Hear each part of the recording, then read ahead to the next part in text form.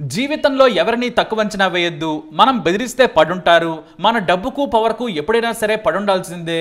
మనల్ని చూస్తే గజ్జలు వణకాల్సిందే అని విర్రవీగితే అంతే. ఎందుకంటే చిత్రహింసలు భరించలేక పిల్లి కూడా పులవుతుంది. అది మాత్రం మర్చిపోవద్దు. ఆ పిల్లే మనల్ని చంపొచ్చు. సరిగ్గా బెంగళూరులో ఇలాంటి హత్య జరిగింది. లేడీసే కదా, నన్నేం పీకుతారులే అనుకున్నాడో వ్యాపారవేత్త. మగదిక్కు లేనివారు నన్నేం చేయలేరు, నా దగ్గర కోట్ల కొద్ది డబ్బు ఉంది, పొలిటికల్ పవర్ ఉంది అనుకున్నాడు. కానీ 100 రూపాయల మత్తు బిళ్ళలకు కథమయ్యాడు. చివరకు అనాథ శవంలా తన కట్టించిన భవంతిలోనే నిర్జీవంగా మారిపోయాడు. బెంగళూరులో వైరల్గా మారిన రియల్ ఎస్టేట్ వ్యాపారి హత్యలోని సెన్సేషనల్ మర్డర్ మిస్టరీని తెలుసుకుందాం. బెంగళూరులో టాప్ రియల్ ఎస్టేట్ వ్యాపారవేత్త లోక్నాథ్ సింగ్ ఉండేది మాగడి తాలూకా కుదురు ప్రాంతం. ఇతని వయసు 37 ఏళ్లు. లోక్నాథ్కు పొలిటికల్ లీడర్లతోనూ సంబంధాలున్నాయి. పవర్ఫుల్ వ్యక్తి అనే చెప్పొచ్చు. ఇక అంతకుముందు నేరస్తుడు అని కూడా చెప్పుకోవాలి. చాలా మోసం కేసుల్లో నిందితుడు. వాటిని కోర్టులో ఎదుర్కొంటున్నాడు.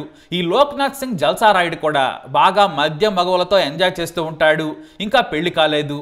అయితే 17 ఏళ్ల బేకామ్ స్టూడెంట్తో ఓ పార్టీలో పరిచయం పెంచుకున్నాడు. ఆమె పేరు యశస్విని. ఆ తర్వాత ఆమె ఫోన్ నంబర్ తీసుకున్నాడు. మాటలు కలిపి స్నేహం అన్నాడు. డేట్కి తీసుకెళ్తానని చెప్పి ఏకంగా స్టార్ హోటల్కి తీసుకెళ్లాడు. లంచ్ ఆమెతో కలిసే చేశాడు. ఆ తర్వాత కాఫీకి కూడా 5 స్టార్ హోటల్కి తీసుకెళ్లి తన రేంజ్ చూపించుకున్నాడు. ఆ తర్వాత చిన్నగా ఐ లవ్ యూ చెప్పాడు. అంతేకాదు, తాను మంచివాడిని అంటూ కలరింగ్ ఇచ్చాడు. ఎంగేజ్. పైగా తనకు ఎవరో అప్పటికే ఐ లవ్ యూ చెప్పలేదు. చూడటానికి బాగున్నాడేలని పడిపోయింది యశస్విని. చిన్న వయసులోనే ముదురు టెంకికి ఫ్లాట్ అయిపోయింది. పైగా అతని వయసు కూడా అడగలేదు. అయితే పెళ్లి కాలేదు కాబట్టి తక్కువ వయసే ఉండొచ్చు అనుకుంది. దీంతో తల్లిదండ్రులకు తెలియకుండా అతనితో ప్రేమ వ్యవహారం నడిపింది. ఇది తెలిసిన ఆమె తండ్రి కృష్ణ సింగ్ కూతురుని వారించాడు. యశస్విని తండ్రి కృష్ణ వ్యాపారవేత్త. వాళ్ళు కూడా ధనవంతులే. కానీ లోక్నాథ్ సింగ్ అంత రిచ్ మాత్రం కాదు. చిన్న వయసులోనే యశస్విని చిన్నపిల్లలా చూసి తెగ ప్రేమించినట్లు నటించాడు లోక్నాథ్ సింగ్. ఆమె కూడా తన లవర్ మంచివాడనుకుంది. అయితే ఈ విషయం కాస్త యశస్విని తండ్రికి తెలిసింది. ప్రేమ వద్దని వారించాడు. కూతురిని తీవ్రంగా మందలించాడు. కానీ యశస్విని మాత్రం అతనితోనే పెళ్లి చేసుకుంటానని చెప్పింది. దీంతో లోక్నాథ్ సింగ్ గురించి లోతుగా విచారణ చేశాడు యశస్విని తండ్రి. అక్కడే అతనికి సంచలన విషయాలు తెలిసాయి. లోక్నాథ్ సింగ్ వయసు 37 ఏళ్లు. క్రిమినల్ కేసులున్నాయి. చాలా మందిని మోసం చేశాడు. దొంగ డీల్స్ చేస్తుంటాడు. అలాంటి క్రిమినల్ని పెళ్లి చేసుకోవద్దని చెప్పాడు. కానీ అప్పటికే యశస్విని 2 ఏళ్లుగా అతనితో లవ్లో ఉంది. ఆమెకు మైనారిటీ తీరే వరకు జాగ్రత్తగా ఉన్నాడు లోక్నాథ్ సింగ్. ఎందుకంటే ఆమె తల్లిదండ్రులు కేసు పెడితే జీవితాంతం జైల్లోనే ఉండాల్సి వస్తుంది. కాబట్టి మైనారిటీ తీరే వరకు చాలా సీక్రెట్ గా ఎఫ్ఐఆర్ నడిపాడు. మరి అసలే క్రిమినల్ బ్రెయిన్ కదా, కాబట్టి అలానే చేశాడు. ఇక 19 ఏళ్ల వయసు వచ్చేసరికి కూతురు ఎఫ్ఐఆర్ ఆమె కుటుంబ సభ్యులకు తెలిసేలా చేశాడు. కానీ ఆమె తండ్రి వద్దని కూతురిని బ్రతిమలాడాడు. నీ జీవితం నాశనం అవుతుంది, అతను చాలా ప్రమాదకారి, నిన్ను చంపినా చంపేస్తాడు, నా మాట వినమని కూతురిని బ్రతిమలాడాడు. నీ తల్లి వయసు కూడా ఇప్పుడు 37 ఏళ్లే. మీ అమ్మ వయసున్న వ్యక్తిని ఎందుకు పెళ్లి చేసుకుంటావు, హాయిగా చదువుకోమని కూతురికి మంచి చెప్పాడు తండ్రి. తల్లి కూడా వద్దని వారించింది. నా వయసు వాడంటే చాలా ముదురు, నువ్వు అమాయకురాలివి, అతను క్రిమినల్ మైండ్ ఉన్న రియల్ ఎస్టేట్ వ్యాపారి అని తిట్టింది. కానీ వినలేదు యశస్విని. మొదట తాను అతన్ని పెళ్లి చేసుకోనని తల్లిదండ్రులను నమ్మించి ఇంట్లో నుంచి వెళ్లిపోయింది. సరాసరి లోక్నాథ్ ఆమెను కారులో పికప్ చేసుకుని తన ఇంటికి తీసుకెళ్లిపోయాడు. వారం రోజుల్లోనే పెళ్లి ఏర్పాట్లు చేసేశాడు. మార్చి 2వ తేదీన కునిగల్లో గ్రాండ్ గా యశస్విని పెళ్లి చేసుకున్నాడు. భారీగా ఖర్చు పెట్టి 1000 మంది బంధువుల మధ్య పెళ్లి చేసుకున్నాడు. ఈ వేడుకకు కనీసం 70 లక్షలకు పైగా ఖర్చు చేశాడు. ఆ పెళ్లి చూసి యశస్విని మురిసిపోయింది. అయితే శోభనం రోజు రాత్రి నుంచి ఆమెకు నరకం చూపించడం మొదలుపెట్టాడు. మద్యం తాగి మృగంలా మీద పడి భయపెట్టాడు. అంతేకాదు 3వ రోజు నుంచే లోక్నాథ్ వ్యవహారం పసిగట్టింది యశస్విని. కనీసం 2-3 మహిళలతో ఎఫైర్స్ ఉన్నాయని గ్రహించింది. వారితో తన ముందే మాట్లాడటం, చాట్ చేయటం చేసేవాడు. ఇదేంటి అని అడగగానే మా వ్యాపారంలో ఇలాంటివి కామన్ అన్నాడు.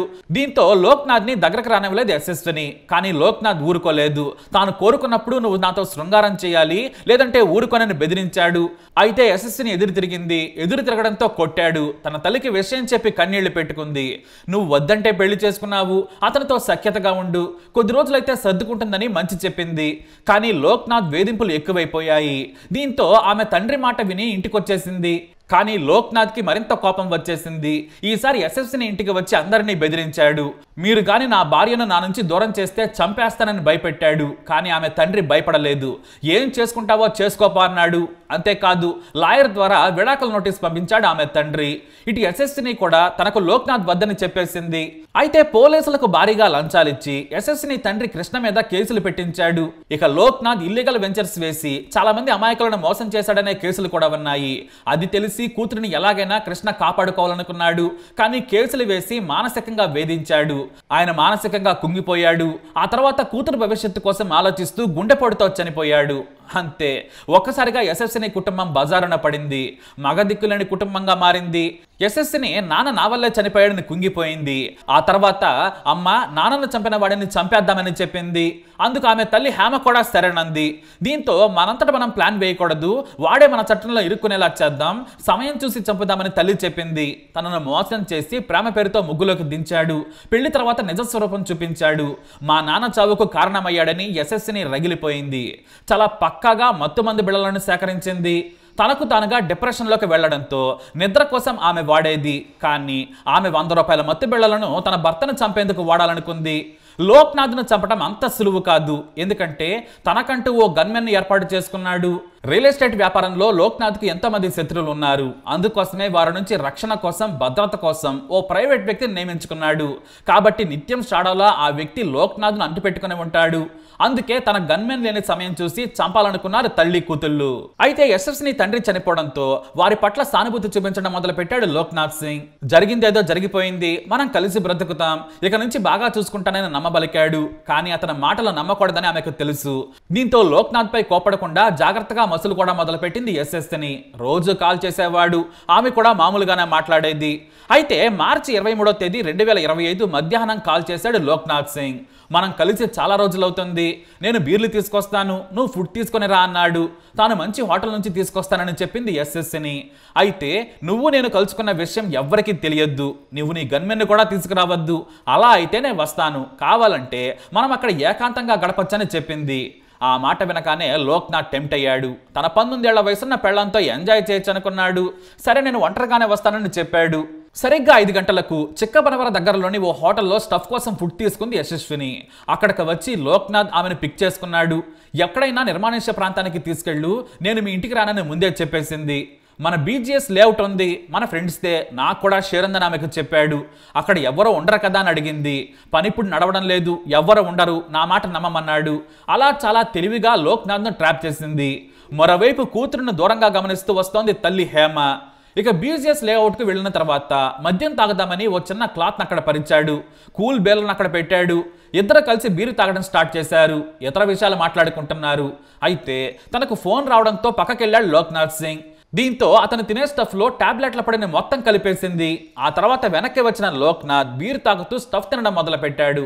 దాదాపు అరగంట తర్వాత తనకు మత్తుందని యశస్వినికి చెప్పాడు. అయితే బీర్లు ఎక్కువై ఉంటాయని కాస్త రెస్ట్ తీసుకోమని చెప్పింది. ఇంతలో తన తల్లికి లొకేషన్ షేర్ చేసింది యశస్విని. హేమ ఓ ఆటోలో బీజీఎస్ లేఅవుట్ దగ్గరకు వచ్చింది. తన దగ్గరకు వస్తున్న హేమను చూశాడు లోక్నాథ్ సింగ్. ఆమె ఎక్కడికెందుకు వస్తుంది, నాకు మత్తు ఎక్కువగా ఉంది, ఫుడ్లో ఏమన్నా కలిపావా అంటూ నిలదీశాడు. అప్పుడు కానీ మహానుభావుడికి విషయం అర్థం కాలేదు. అయితే అప్పటికే కత్తిని సంచిలో పెట్టుకున్న హేమ వేగంగా అతని దగ్గరకు వచ్చి తిట్టడం మొదలుపెట్టింది. చిన్నపిల్లను ట్రాప్ చేసి మా కుటుంబాన్ని నాశనం చేస్తావా, నువ్వు మా ఇంటికే వచ్చి చంపేస్తానంటావా, నిన్ను చంపుతానరా ఇప్పుడు అంటూ కత్తి తీసింది. దీంతో భయంతో మత్తులోనే పారిపోయే ప్రయత్నం చేశాడు లోక్నాథ్. ఓ 150 మీటర్ల పరిగెత్తగానే కాలికి రాయి తాకి కింద పడ్డాడు. ఆ వెంటనే కత్తితో మెడ మీద పదే పదే కసిగా పొడిచింది హేమ. ఎలాగైనా చనిపోతాడని భావించి కూతురుని తీసుకుని హేమ పారిపోయింది. చాలాసేపటి తర్వాత కొంతమంది యువకులు అటుగా వచ్చారు. రక్తంతో చనిపోయి ఉన్న వ్యక్తిని చూసి పోలీసులకు సమాచారం ఇచ్చారు. పోలీసులు అక్కడికి చేరుకుని లోక్నాథ్ సింగ్ ని గుర్తించారు. అయితే ఏదో రియల్ ఎస్టేట్ ప్రత్యర్థులు చంపి ఉంటారని పోలీసులు మొదట భావించారు. మద్యం బాటిల్స్ ఉండడంతో నమ్మించి హత్య చేసి ఉంటారని అనుకున్నారు. విచారణ చేయగా గన్మెన్ అసలు విషయం చెప్పాడు. తాను ఏకాంతంగా తన భార్యను కలిసేందుకు వెళుతున్నాను, నువ్వు ఇంటి దగ్గరే ఉండమని చెప్పాడు. అంతేకాదు మృతుడు లోక్నాథ్ సింగ్ కాల్ డేటా ఆధారంగా యశస్విని హస్తం ఉండొచ్చని అనుమానించారు. ఆమె నివసించే ఏరియాలోని సీసీ ఫుటేజ్ ను పరిశీలించగా హోటల్ ముందు లోక్నాథ్ కారెక్కుతూ యశస్విని కనిపించింది. ఆ కారును ట్రాక్ చేయగా లేఅవుట్ కు వెళ్తూ కనిపించింది. దీంతో యశస్విని అదుపులోకి తీసుకుని విచారణ చేయగా ఈ మర్డర్ మిస్టరీ మొత్తం బయటపడింది. తనకు తాను తోపనుకున్నాడు. తండ్రి మరణం తర్వాత తల్లి కూతుళ్ళు తన మాట వింటారని భ్రమపడ్డాడు. పైగా 19 ఏళ్ల అమాయకురాలికి చంపేంత ధైర్యం లేదని తక్కువ అంచనా వేశాడు. వేధింపులు తాళలేక తిరగబడ్డ తల్లి కూతుళ్ళు ఏకంగా లోక్నాథ్ ను హత్య చేశారు. ఇక ఈ హత్య చేసినందుకు వారేమీ అస్సలు చింతించడం లేదు. మేము న్యాయం చేసుకున్నామని చెప్పడం విశేషం. అయితే ఇంకా ఏమైనా కారణాలు ఉన్నాయా, అలాగే ఈ హత్యలో ఏమైనా భిన్నమైన యాంగిల్స్ ఉన్నాయని పోలీసులు విచారణ చేస్తున్నారు. అలా 17 ఏళ్ల వయసులోనే ప్రేమలో దిగింది, 19 ఏళ్ల వయసుకే హత్య కేసులు ఎదుర్కొంది. తెలియని వయసులో చేసిన తప్పే జీవితానికి సరిపడా శిక్ష వేసింది. కాబట్టి ఇలాంటి విషయాల్లో చాలా జాగ్రత్తగా ఆలోచించాలి. పెద్దవాళ్ళ సలహాలు తప్పనిసరిగా తీసుకోవాలి. మరి మీరేమంటారు? మీ అభిప్రాయాన్ని కమెంట్ ద్వారా తెలియజేయండి. ఈ వీడియో అప్డేట్స్ కోసం మా ఛానల్ ఫాలో అవ్వండి, అలాగే తప్పకుండా సబ్స్క్రైబ్ చేసుకోండి.